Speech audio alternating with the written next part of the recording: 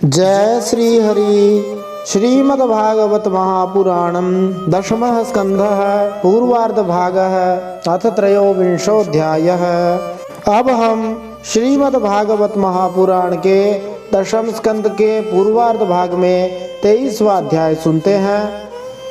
इसके प्रथम भाग में यज्ञ पत्नियों पर कृपा इस प्रसंग को सुनते हुए 1 से 28 तक के श्लोकों का हम श्रवण करेंगे, उनके भावार्थों को जानेंगे। श्री गणेशाय नमः, श्री सरस्वत्यै नमः, श्री गुरवे नमः, श्री पुराण पुरुषोत्तमाय नमः।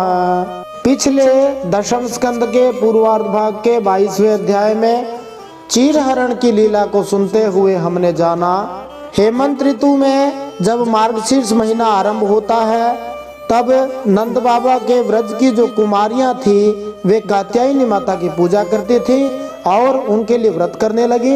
वे केवल हविष्यान्न ही खाकर माता की पूजा करती थी। इस प्रकार सर्दी के महीने में पानी के अंदर खड़े होकर माता जी को प्रसन्न करने के लिए एक मंत्र का उच्चारण करती थी, जो मंत्र भगवान श्री कृष्ण को प्रसन्न करने के लिए था। उन भगवान को पति बनाने के लिए वे इस मंत्र का जप करती थी। कात्यायनी महामाये महायोगिन्यधीश्वरी नंद गोपसुतं देवी पतिं मे कुरुते नमः। तो वे गोपियां कहती थी कि हे माता जी, हे महामाया, हे कात्यायनी, हे महायोगिनी, आप हम पे ऐसी कृपा कीजिए कि नंद नंदन भगवान श्री कृष्ण हमारे पति बन जाएं। इस प्रकार वे गोपियां 1 महीने तक भद्रकाली की पूजा करती रहती थी। सुबह सुबह ठंड में उठ करके अपने सखियों के साथ में यमुना जी के ठंडे जल में खड़े होकर स्नान करती थी, मंत्र का जप करती थी। एक दिन सब कुमारियों ने रोज की तरह यमुना जी के तट पर जाकर अपने अपने वस्त्र उतार दिए और भगवान श्री कृष्ण के गुणों का गान करती हुई बड़े आनंद से जल में क्रीड़ा करने लगी। भगवान तो सबको जानने वाले हैं, सबके मन की बात जानने वाले हैं, उनसे गोपियों की अभिलाषा छिपी न रही। वे उन गोपियों की साधना सफल करने के लिए यमुना तट पर आए और उन गोपियों के सारे वस्त्र उठाकर बड़ी फुर्ती से कदम के वृक्ष पर चढ़ गए। भगवान ने उन कुमारियों से कहा, यहाँ आकर इच्छा हो तो अपने अपने वस्त्र ले जाओ। वे सब ग्वालिनें लाज के मारे जल से बाहर नहीं निकल सकी। ठंड में पानी में कंठ तक डूबी हुई थी और उनका शरीर थर थर कांप रहा था। उन्होंने भगवान से बहुत निवेदन किया, आप हमारे वस्त्र दे दीजिए। श्री भगवान ने कहा, तुम अपने को मेरी दासी स्वीकार करती हो और मेरी आज्ञा का पालन करना चाहती हो तो यहाँ आकर अपने वस्त्र ले जाओ। वे सब गोपियां तो भगवान की भक्त थी ही और बाहर आकर अपने वस्त्र ले लेती हैं। अब कोई यहाँ शंका कर सकता है कि भगवान ने उनके वस्त्र चुराए क्यों थे? तो बहुत सारे कारण हैं, परंतु उनमें मुख्य कारण यही था, जल के अधिष्ठात्री देवता है वरुण देवता और शास्त्र कहता है कि तीर्थों में नदियों के अंदर जल स्नान करते समय वस्त्र उतारकर स्नान नहीं करना चाहिए, वस्त्र सहित स्नान करना चाहिए। इस प्रकार वरुण देवता और यमुना जी का अपराध किया था। उसी अपराध के निराकरण के लिए भगवान ने ये वस्त्र हरण की लीला करी थी। वे व्रजकुमारियां भी समझ गई थी कि हमसे अपराध हुआ है। उन्होंने भगवान को नमस्कार किया। भगवान ने छल भरी बातें करी, उन सब का लज्जा संकोच छुड़ाया, हंसी की और कठपुतलियों की तरह उन गोपियों को नचाया, उनके वस्त्र तक हर दिए, परंतु फिर भी वे भगवान से रुष्ट नहीं हुई। उनकी इन चेष्टाओं को दोष नहीं माना, बल्कि अपने प्रियतम के संग से वे और भी प्रसन्न हो गई। ये होते हैं असली भक्त। भगवान ने कहा, देखो तुमने अपना मन और प्राण मुझे समर्पित कर दिया है, अतः कोई भी कामना तुम्हें सांसारिक भोगों की ओर जाने में समर्थ नहीं होगी। एक उदाहरण देते हुए बताते हैं, जैसे किसी बीज को जब भून दिया जाए अग्नि में या पानी में उबाल दिया जाए तब उसको भूमि में उगाया जाए तो वह उगेगा नहीं। उसी प्रकार से जिसने मन और प्राण भगवान में समर्पित कर दिए उसे संसार बाधक नहीं साधक हो जाएगा।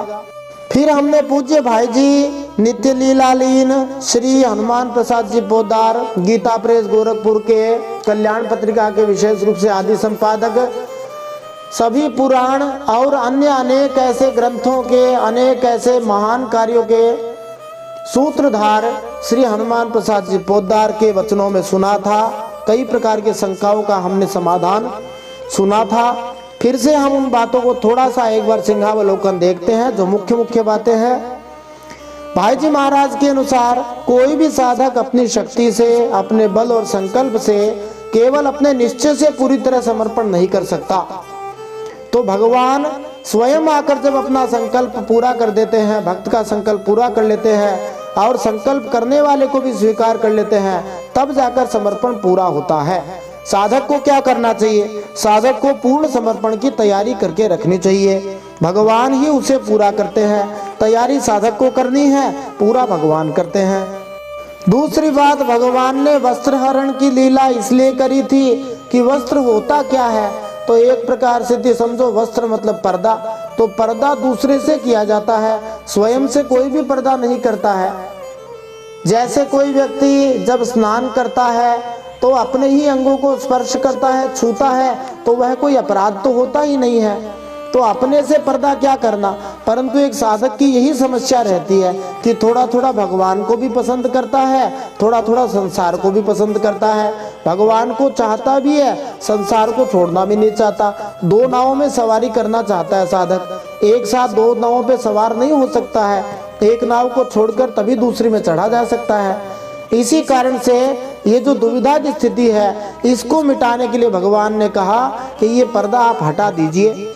एक और महत्वपूर्ण और विलक्षण बात हमें देखने में मिली थी कि जो वस्तु पहले बाधक हो रही थी, वह भगवान के प्रति, भगवान के लिए समर्पित होने से साधक हो गई। जो वस्त्र पहले बाधक हो रही थी, विक्षेप का काम कर रही थी, वही वस्त्र अब भगवान की कृपा, प्रेम और सानिध्य तथा वरदान प्राप्त करने के बाद प्रसाद स्वरूप हो गए। इसका कारण था भगवान का संबंध। भगवान ने उन वस्त्रों को अपने हाथों से छू दिया, तो अब वे वस्त्र साधारण वस्त्र नहीं रहे, बल्कि वे भगवान से संबंध होने से, ब्रह्म संबंध होने से भगवान का प्रसाद बन गए। जैसे कोई व्यक्ति जब भगवान के प्रसाद चढ़ाता है, तो जब तक वह प्रसाद नहीं चढ़ाता है, भोजन बनाता है, उसकी ममता उसमें रहती है। वो सोचता है कि मेरे इतने रुपए लगे हैं तब मैं लाया हूँ। लेकिन उसी वस्तु को जब श्री भगवान को चढ़ा दिया जाता है, तब कहते हैं ये प्रसाद हो गया, और सब लोग उसको प्रसाद को पाने के लिए लालायित होते हैं, और जो बांटता है वह भी प्रसन्न होता है। इस प्रकार भगवान के अभाव में जो वस्तु बाधक होती है, भगवान के संयोग में वह साधक हो जाती है। जब भगवान की कृपा हो जाती है, भगवान से संबंध हो जाता है, तो उस व्यक्ति के लिए नरक भी नरक नहीं रहता। भगवान का दर्शन होते रहने से नरक भी वैकुंठ बन जाता है। फिर एक महत्वपूर्ण बात भाई जी महाराज ने हमें बताई थी कि जितने भी प्राचीन आर्ष ग्रंथ हैं, उनमें कहीं पर भी इस बात को नहीं माना है कि भगवान श्री कृष्ण भगवान नहीं है। सब जगह यही मानते हैं कि भगवान श्री कृष्ण पूर्ण पुरुषोत्तम भगवान है। तो जो लोग भगवान को नहीं मानते, वो भगवान के जिन लीलाओं का वर्णन किया गया है उन ग्रंथों को भी नहीं मानते होंगे, और जो उन ग्रंथों को प्रमाण ही नहीं मानते, वे उनमें वर्णित लीलाओं के आधार पर भगवान के चरित्र की समीक्षा करने का अधिकार भी नहीं रखते। भाई जब भगवान को ही नहीं मानते तो उनके ग्रंथों को कैसे माने, और जब ग्रंथों को नहीं मानते तो फिर उनके चरित्र की समीक्षा कैसे कर सकते हैं। तो भगवान की लीलाओं को मानवीय चरित्र के समकक्ष रखना शास्त्र दृष्टि से एक महान अपराध है। उसके अनुकरण का तो पूरी तरह से निषेध है।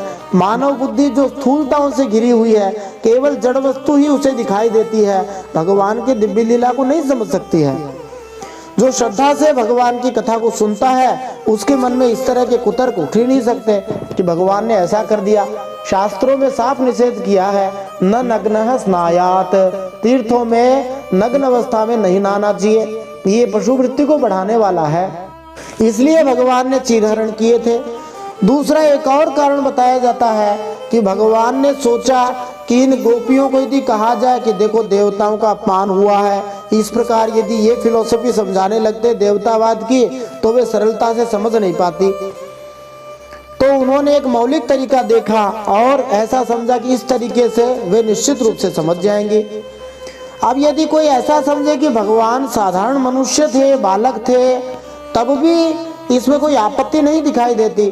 भगवान 8-9 वर्ष के बालक थे और उनमें किसी प्रकार से काम क्रीड़ा होने का सवाल ही नहीं उठता है। आज के समय की बात अलग है, परंतु पुराने समय में तो 8-9 वर्ष तक के बच्चे ऐसे ही नंग दड़ंग घुमा करते थे, और बहुत सारे लोगों को तो ये भी पता नहीं होता था कि लड़का क्या है, लड़की क्या है। एक और महत्वपूर्ण बात भाई जी ने बताई कि भगवान आत्मा राम है, अपनी आत्मा में संतुष्ट है, आप्त काम है, उनका पेट भरा हुआ है। जिसका पेट भरा हुआ है वह किसी प्रकार भोजन की तरफ लालायित नहीं हो सकता है।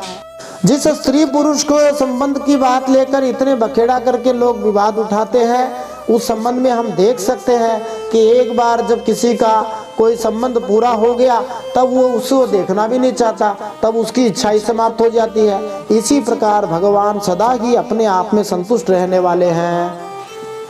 किसी भी प्रकार से चीड़ हरण के द्वारा हम कोई भी आक्षेप भगवान पर नहीं लगा सकते। यदि प्रयास करेंगे लगाने का तो अपने ऊपर ही थूकने जैसा होगा। यदि कोई सूर्य को देखकर ऊपर मुंह करके थूकना चाहे तो वो थूक अपने मुंह पर ही गिरेगा, अपनी ही बुराई होगी। बोलिए भक्तवत्सल भगवान की जय। फिर भगवान वृक्षों की प्रशंसा करते हुए कहते हैं, देखो ये वृक्ष कितने भाग्यवान हैं, सदा दूसरों की भलाई में लगे रहते हैं, स्वयं दुख सहते हैं, दूसरों को सुख देते हैं। इन पेड़ों का जीवन ही सबसे अच्छा है, ये सदा ही बांटते रहते हैं, इनके पास जो है सो देते रहते हैं, कुछ भी नहीं रखते, अपनी जड़ छाल लकड़ी सब कुछ दे देते हैं। तो जीवन की सफलता इसी में है कि जहाँ तक हो सके, यदि धन ज्यादा है तो सेवा करें, विवेक बुद्धि ज्यादा है तो लोगों को सही बात बताए, भगवत तत्व की बात बताए, जिससे संसार सागर में दोबारा ना आना पड़े। यदि किसी की वाणी अच्छी हो तो लोगों को अच्छी बातें बताए, और यहाँ तक कि प्राण भी दे करके दूसरों की भलाई करनी चाहिए। यही बात हमें पेड़ों से सीखने के लिए मिलती है। और एक प्रकार से तो भगवान ने जो आजकल की समस्या है क्लाइमेट चेंज जिसको बोलते हैं, उसका भी समाधान पेड़ों के माध्यम से बताया है। एक प्रकार से भगवान ने इन्वायरमेंट की बात करी है, पर्यावरण की बात करी है, क्योंकि वृक्षों के ऊपर ही पर्यावरण निर्भर करता है। जहाँ पेड़ होंगे वहाँ वर्षा खूब होगी। अब हम श्रीमद् भागवत महापुराण के दशम स्कंद के पूर्वार्ध के 23वें अध्याय में यज्ञ पत्नियों पर कृपा, इस प्रसंग को सुनते हुए उसके पहले भाग में इन प्रश्नों के उत्तर प्राप्त कर सकते हैं। इस संसार में सबसे दुष्ट असुर कौन है? ग्वाल बालों द्वारा भगवान के लिए भोजन मांगने पर भी ब्राह्मणों ने उस पर ध्यान क्यों नहीं दिया? भगवान श्री कृष्ण द्वारा दिया गया सफलता का मंत्र, मैनेजमेंट टिप, एक महत्वपूर्ण प्रश्न है। यज्ञ पत्नियों द्वारा भगवान श्री कृष्ण के लिए सत्कार पूर्वक भोजन, प्रेम का वास्तविक अर्थ क्या है?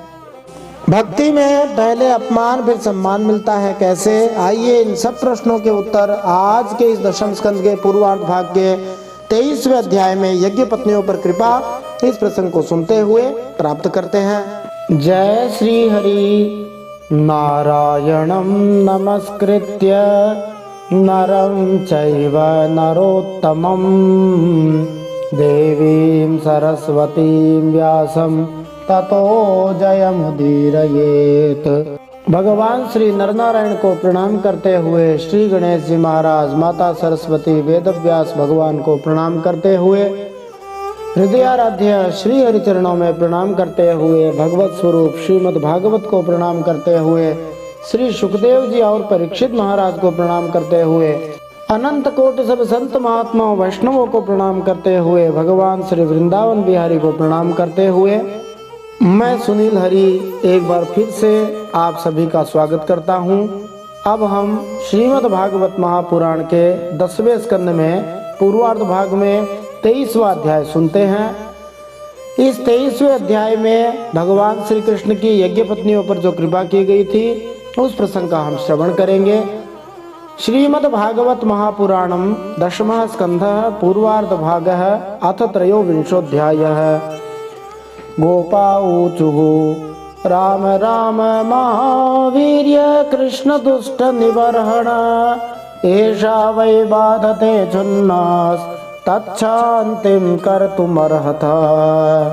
श्रीशुक उवाच इति विज्ञापितो गोपैर्भगवान् देवकीसुतः भक्ताया विप्रभार्यायाः प्रसीदन्निदमब्रवीत्।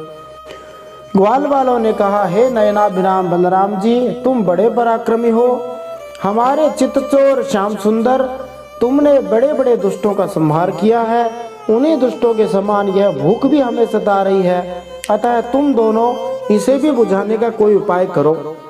ग्वाल वालों ने भगवान श्री कृष्ण के दुष्ट दलन होने का परिहास बस यह अर्थ लगा लिया कि वे उनके खाने का प्रबंध करके उनकी भूख शांत करें। निसंदेह इस संसार में सबसे भयानक जो असुर है, दुष्ट है, वो ये भूख है। भूख है कि निगोड़ी मिटती ही नहीं है। खाते खाते पता नहीं हमने कितनी बोरियां खत्म कर दी और कितना गोबर कर दिया। इतनी चीजें खाते रहते हैं फिर भी ये भूख शांत नहीं होती। इसको शांत करने का कोई उपाय है भी नहीं। उपाय केवल एक ही है, समझ के द्वारा जीवन निर्वाह के लिए जितना मिल जाए उतने में प्रसन्न रह जाए तो बढ़िया है, नहीं तो खाए जाए। पशु तो फिर भी खाता है तो कुछ न कुछ गोबर काम में आता है, पर मनुष्य तो केवल धरती का वजन ही बढ़ाता है। खैर, श्री सुखदेव जी ने कहा, जब ग्वाल वालों ने देवकी नंदन भगवान श्री कृष्ण से इस प्रकार प्रार्थना की, तब उन्होंने मथुरा की अपनी भक्त ब्राह्मण पत्नियों पर अनुग्रह करने के लिए यह बात कही। क्या कही? प्रयात देव यजनम ब्राह्मणा ब्रह्मवादिनः सत्र मांगिरसम नाम यासते स्वर्ग काम्यया तत्र गत्वौदनं गोपा याचतास्मद् विसर्जिताः कीर्तयन्तो भगवत आर्यस्य मम चाभिधाम। श्री कृष्ण ने अपने मित्रों से कहा, मेरे प्यारे मित्रों, यहाँ से थोड़ी ही दूर पर वेदवादी ब्राह्मण स्वर्ग की कामना से आंगिरस नामक एक यज्ञ कर रहे हैं। तुम उनकी यज्ञशाला में जाओ। हे ग्वाल वालों, मेरे भेजने से वहां जाकर तुम लोग मेरे बड़े भाई भगवान श्री बलराम जी का और मेरा नाम लेकर कुछ थोड़ा सा भोजन भात जो भी मिल जाए मांग कर ले आओ। भगवान श्री कृष्ण ने अपने मित्रों को प्रोत्साहित किया कि वे बिना किसी झिझक के दान के लिए अनुरोध करें। कहीं वे बालक यह अनुभव न करें कि उन्हें ऐसे सम्माननीय ब्राह्मणों के पास स्वयं जाने का अधिकार नहीं है। इस दृष्टि से श्री भगवान ने उनसे कहा, बलराम जी तथा भगवान श्री कृष्ण के नामों का उल्लेख कर दें जो श्री भगवान के पवित्र नाम है। आज भी मांगने वाले बहुत सारे लोग आते हैं जो भगवान के नाम पर मांगते हैं। मांगने वाले कहते हैं, दे दे बाबा, भगवान के नाम पे दे दे, तब कोई इनको दे ही देता है। इत्यादिष्टा भगवता गत्वा याचन्त ते तथा कृतांजलि पुटा विप्रान् दंडवत् पतिता भुवि। हे भूमि देवाः शृणुत कृष्णस्यादेशकारिणः प्राप्ताञ्जानीत भद्रं वो गोपान्नो रामचोदितान्। जब भगवान ने ऐसी आज्ञा दी, तब ग्वाल बाल उन ब्राह्मणों की यज्ञशाला में गए। उनसे भगवान की आज्ञा के अनुसार ही अन्न मांगा। पहले उन्होंने पृथ्वी पर गिरकर दंडवत प्रणाम किया, जो कि परंपरा है, बड़ों को प्रणाम करना चाहिए। फिर हाथ जोड़कर कहा, हे पृथ्वी के मूर्तिमान देवता ब्राह्मणों, आपका कल्याण हो। आपसे निवेदन है कि हम व्रज के ग्वाले हैं। भगवान श्री कृष्ण और बलराम की आज्ञा से हम आपके पास आए हैं। आप हमारी बात सुने। यहाँ पर ब्राह्मणों को भूमि देवा कहा है, क्योंकि इन्हें भगवान श्री कृष्ण की इच्छा के प्रतिनिधि के रूप में माना जाता है। ग्वाल बाल जिन कर्मकांडी ब्राह्मणों के पास गए थे, वे ठीक से प्रबुद्ध नहीं थे और वे भगवान श्री कृष्ण तथा बलराम के पद को या उनके अंतरंग संगियों के पद को समझते नहीं थे। वस्तुतः यह लीला उन तथाकथित बनावटी लोगों की है, जो ऊपर से तो भक्ति करते हुए दिखाई देते हैं, परंतु हृदय से भक्ति के मर्म को समझते नहीं हैं, अथवा जो केवल स्वर्ग की कामना से कर्म में ही लगे रहते हैं। वे कहते हैं कर्म ही पूजा है, इसके अलावा कुछ नहीं है। ऐसे लोग जो श्री भगवान के आज्ञाकारी भक्त नहीं हैं, उनकी पोल खोलने के लिए भगवान ने ये लीला करी है। फिर सुखदेव जी वंशस्थ छंद में गाते हैं, गाश्चारयन्तावविधूरोदनं रामाच्युतौ वो लशतो बुभुक्षितौ दयोर्द्विजा ओदनमर्थिनोर्यदि श्रद्धा च वो यच्छत धर्मवेत्तमाः। भगवान बलराम और श्री कृष्ण गौवें चराते हुए यहाँ से थोड़ी ही दूर पर आए हैं, ऐसा उन ग्वाल बालों ने उन ब्राह्मणों से कहा। उन्हें इस समय भूख लगी है और वे चाहते हैं कि आप लोग उन्हें थोड़ा सा भात दे दें। हे ब्राह्मणों, आप धर्म का मर्म भी जानते हो। यदि आपकी श्रद्धा हो तो उन भोजनार्थियों के लिए कुछ भात दे दीजिए। ग्वाल बालों को ब्राह्मणों की उदारता के बारे में संदेह था, इसलिए उन्होंने बुभुक्षितौ शब्द का प्रयोग किया, जिसका अर्थ यह है कि भगवान श्री कृष्ण और बलराम जी दोनों ही भूखे हैं। इन बालकों को आशा थी कि ये ब्राह्मण इस वैदिक आदेश को जानते होंगे कि अन्नस्य क्षुधितम पात्रम, जो कोई भी भूखा हो वह भोजन का दान पाने का पात्र है। किंतु यदि इन ब्राह्मणों ने भगवान की सत्ता को नहीं पहचाना तो उनकी द्विज उपाधि का अर्थ केवल दो जनों से उत्पन्न होना ही होगा, 2 बार जन्म लिया हुआ, बस इतना ही होगा। जब ब्राह्मणों ने ग्वाल बालों के पहले अनुरोध को नहीं माना तो उन्होंने ब्राह्मणों को व्यंग्यपूर्ण शब्दों में धर्मवित्तमाहा, मानी आप तो धर्म को ठीक से जानने वाले हो, ऐसा कहकर संबोधित किया। फिर उन ग्वाल बालों ने उन ब्राह्मणों से कहा, दीक्षायाः पशु संस्थायाः सौत्रामण्याश्च सत्तमाः अन्यत्र दीक्षितस्यापि नान्नमश्नन् हि दुष्यति इति ते भगवद्याच्यां शृण्वन्तोऽपि न शुश्रुवुः क्षुद्राशा भूरि कर्माणो बालिशा वृद्धमानिनः।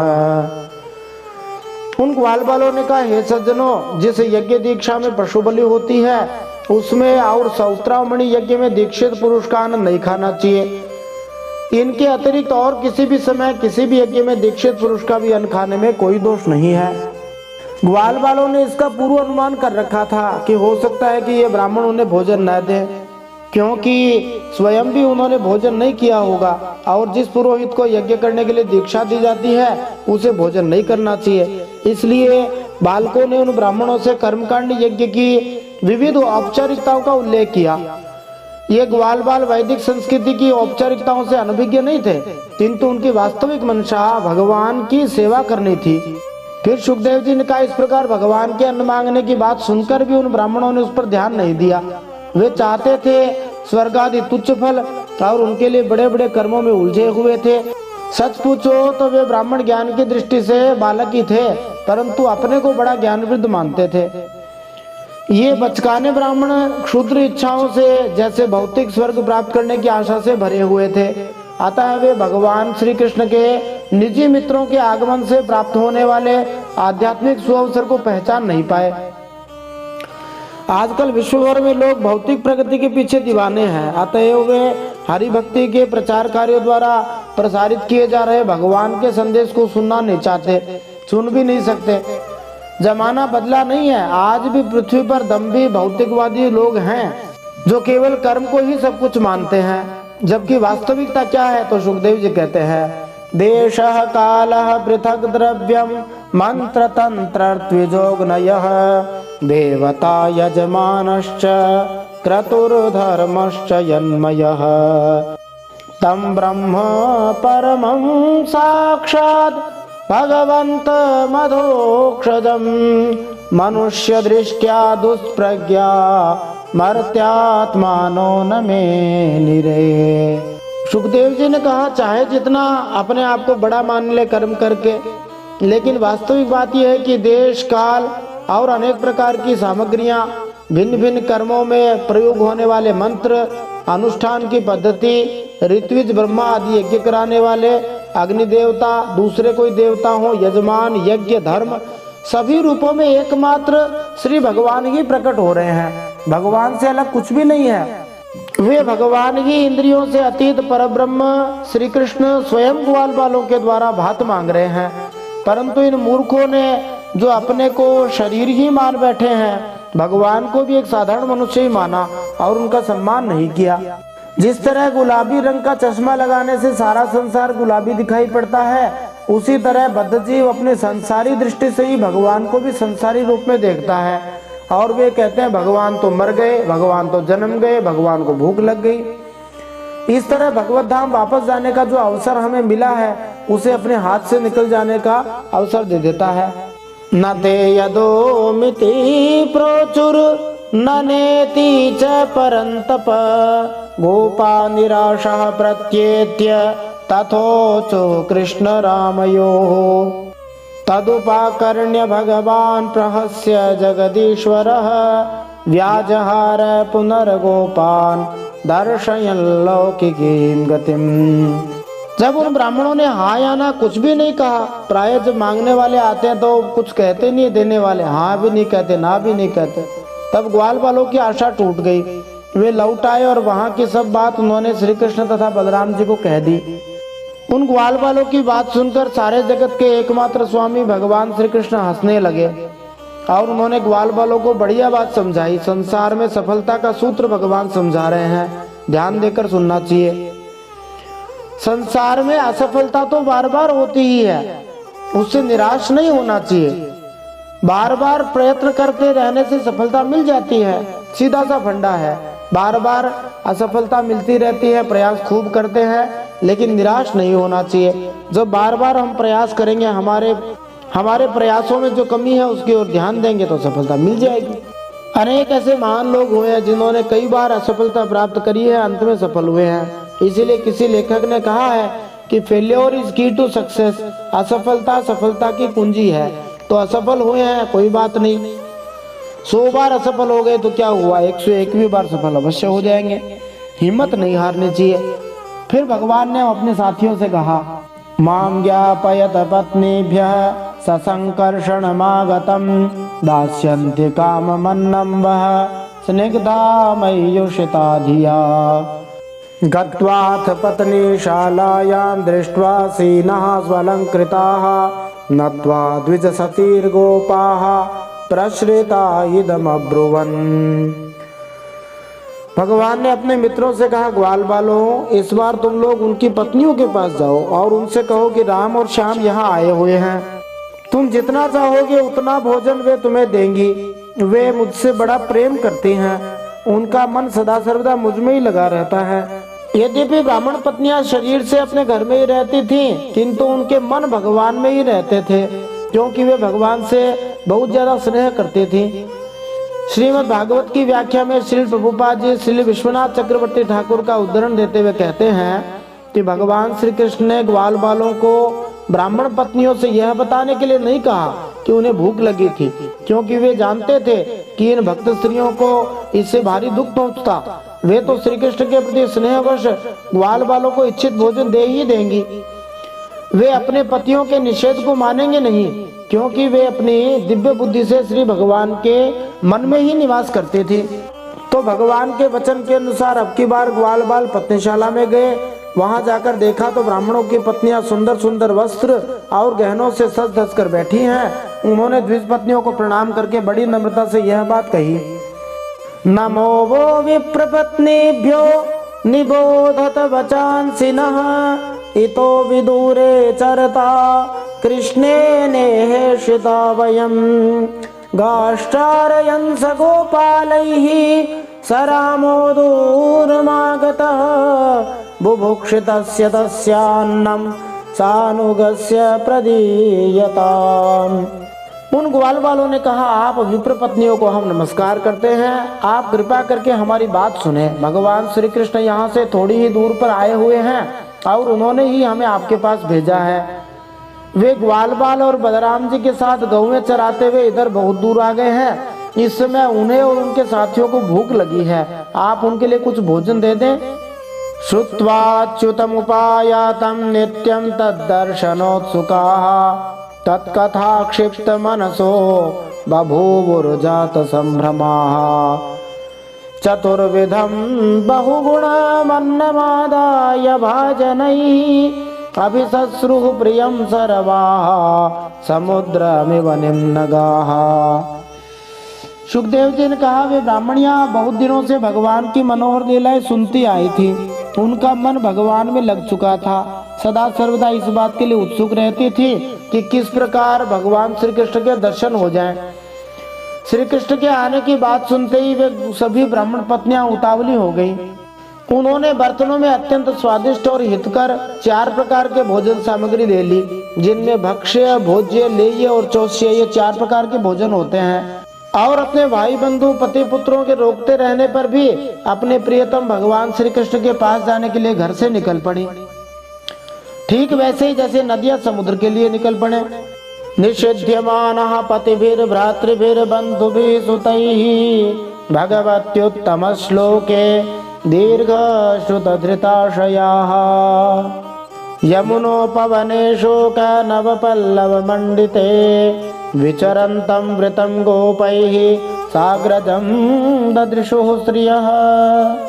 सुखदेव जी ने कहा, ऐसा हो भी क्यों नहीं, न जाने कितने दिनों से पवित्र कीर्ति भगवान श्री कृष्ण के गुण, लीला, सौंदर्य और माधुरी आदि का वर्णन सुन सुनकर उन ब्राह्मण पत्नियों ने उनके चरणों पर अपना हृदय निछावर जो कर दिया था। ब्राह्मण पत्नियों ने जाकर देखा कि यमुना के तट पर नए नए कोपलों से शोभायमान अशोक के वन में ग्वाल बालों से घिरे हुए बलराम जी के साथ श्री कृष्ण इधर उधर घूम रहे हैं।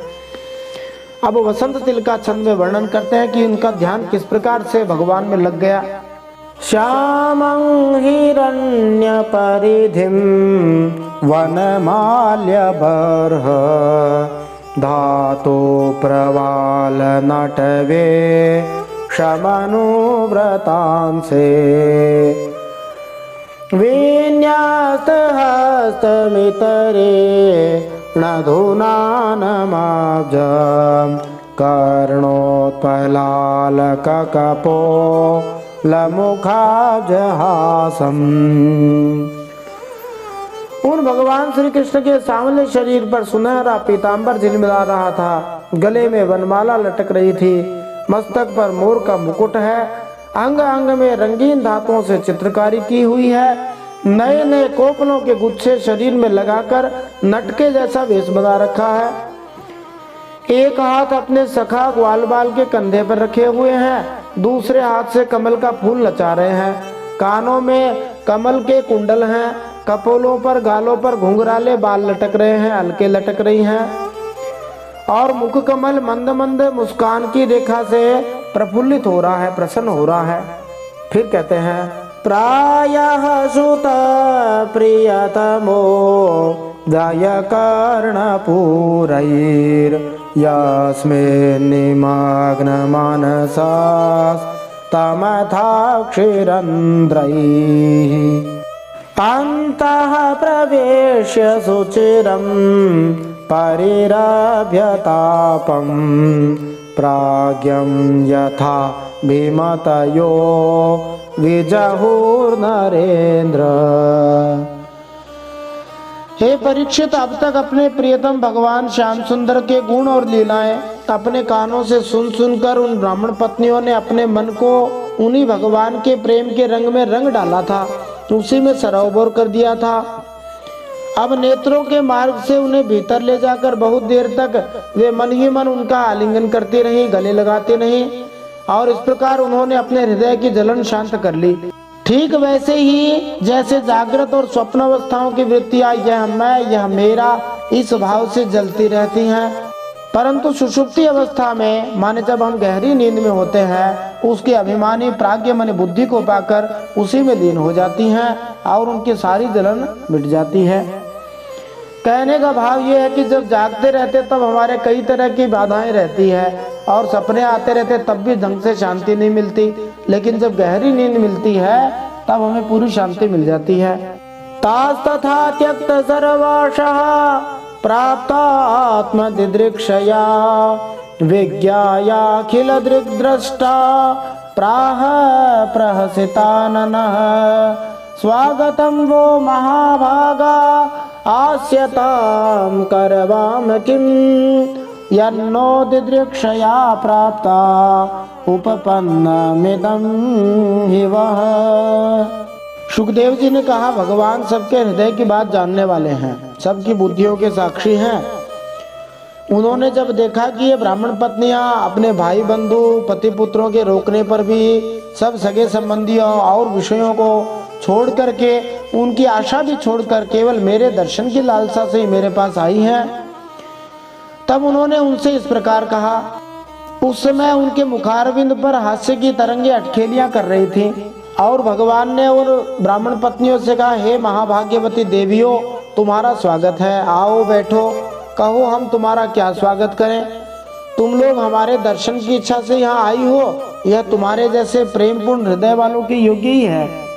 इस श्लोक में जो भाव दिया है वही भाव भगवान श्री कृष्ण जब रासलीला करेंगे 29वें अध्याय में, तब भी वही श्लोक में वही भाव दिया है। तो जैसे भगवान श्री कृष्ण ने रात्रि में अपने साथ नृत्य करने के लिए आई हुई गोपियों का स्वागत किया था, वैसे ही ब्राह्मण पत्नियों का स्वागत किया जो अनेक व्यवधानों को पार करके श्री भगवान का दर्शन करने आई थी। जिससे श्री भगवान के प्रति उन ब्राह्मण पत्नियों का शुद्ध प्रेम सिद्ध होता था। उपपन्नम शब्द यहाँ सूचित करता है कि यद्यपि इन महिलाओं ने अपने पतियों के आदेशों को ठुकरा दिया था, किंतु उनका आचरण अनुपयुक्त नहीं था, क्योंकि उनके पतियों ने भगवान श्री कृष्ण के प्रति उनकी प्रेमा भक्ति को बाधित करने का स्पष्ट रूप से प्रयास किया था।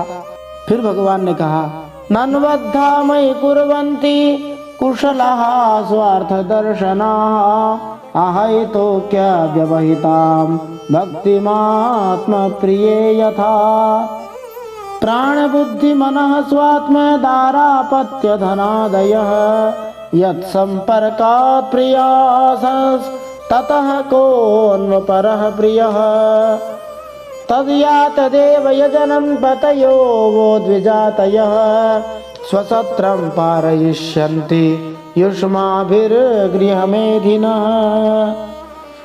इसमें संदेह नहीं है कि संसार में अपनी सच्ची भलाई को समझने वाले जितने भी बुद्धिमान मनुष्य हैं, वे अपने प्रियतम के समान ही मुझसे प्रेम करते हैं, और ऐसा प्रेम करते हैं जिसमें किसी प्रकार की कोई कामना नहीं रहती, जिसमें किसी प्रकार का व्यवधान, संकोच, छिपाव, दुविधा या द्वैत नहीं होता।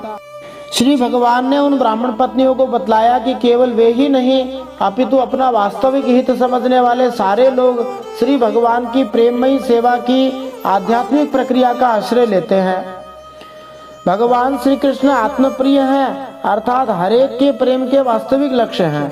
यद्यपि हर व्यक्ति की अपनी रुचि तथा अपनी स्वतंत्रता होती है, परंतु अंततोगत्वा प्रत्येक जीव पूर्ण पुरुषोत्तम भगवान का आध्यात्मिक स्फुलिंग मन स्फुरण है।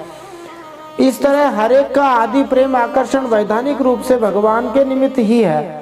श्री भगवान की प्रेमा भक्ति कैसी होनी चाहिए? तो भगवान ने कहा कि एक तो अहेतुकी होनी चाहिए, मतलब कोई मतलब उद्देश्य नहीं रहना चाहिए, स्वार्थ नहीं रहना चाहिए। एक अव्यवहिता होनी चाहिए, मानी रुके नहीं, चलती ही जाए, ऐसी प्रेमा भक्ति होती है।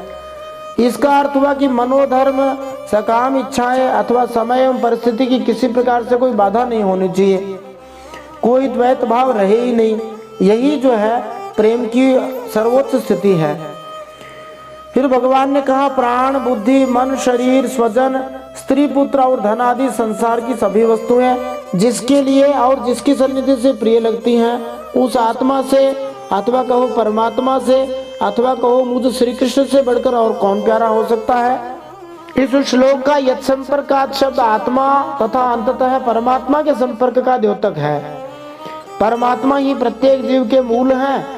हरिभक्ति का विकास करने से मनुष्य स्वतः स्वरूप सिद्ध हो जाता है, और इस प्रकार उसकी प्राण शक्ति, बुद्धि, मन, स्वजन, शरीर, परिवार, संपत्ति, ये सभी हरिभक्ति के केंद्रीय प्रभाव से वृद्धि को प्राप्त होते हैं।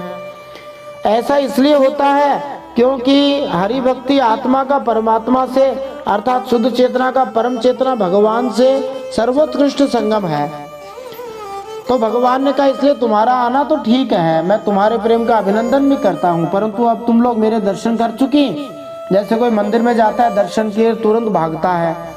साधारण संसारी लोग तो ऐसे ही हैं, दर्शन किए छुट्टी ली। परंतु जो उच्च कोटि के भक्त होते हैं, वे एक बार दर्शन कर लिए, दर्शन करते ही रहते हैं, उनका पेट नहीं भरता। तो भगवान ने कहा, आप दर्शन कर लिए, अब यज्ञशाला में वापस लौट जाओ। तुम्हारे पति ब्राह्मण गृहस्थ हैं, वे तुम्हारे साथ मिलकर ही अपना यज्ञ पूर्ण कर सकेंगे। अब ब्राह्मण पत्नियों ने भगवान श्री कृष्ण को क्या कहा, इसका श्रवण हम अगले भाग में करेंगे। श्लोक संख्या 28 तक हमने अभी श्रवण किया है, 29वें श्लोक से अगले भाग में श्रवण करेंगे।